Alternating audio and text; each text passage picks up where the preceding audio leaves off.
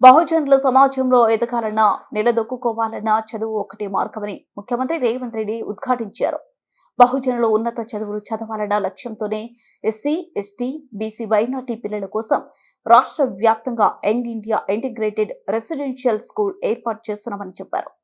హైదరాబాద్ రవీంద్ర భారతిలో శ్రీ శ్రీ శ్రీ సర్దార్ సార్వాయి పాపన్న గౌడ్ మహారాజ్ 375వ జయంతి కార్యక్రమంలో ముఖ్యమంత్రి పాల్గొని ఆ మహనీయుని చిత్రపటానికి పుష్పాంజలి ఘాటించారు. ఉప ముఖ్యమంత్రి మల్లుభట్టి విక్రమార్కతో పాటు మంత్రులు, సలహాదారులు, ప్రజాప్రతినిధులు పాల్గొన్న ఈ కార్యక్రమంలో ముఖ్యమంత్రి మాట్లాడుతూ బడుగు బలహీన వర్గాల పక్షాన నిలబడ్డ సర్దార్ సార్వాయి పాపన్న గౌడ్ విగ్రహం తెలంగాణ సమాజానికి ఆదర్శంగా నిలబడాలని, అందుకే గుండకాయ లాంటి సచివాలయం ఎదురుగా ట్యాంక్ బండ్ పైన ఏర్పాటు చేస్తున్నాం. సర్దార్ సార్వాయి పాపన్న గౌడ్ నిర్మించిన ఖిలాషాపూర్ కోటను చారిత్రక క్షేత్రంగా పర్యటన ప్రాంతంగా అభివృద్ధి చేస్తున్నాం.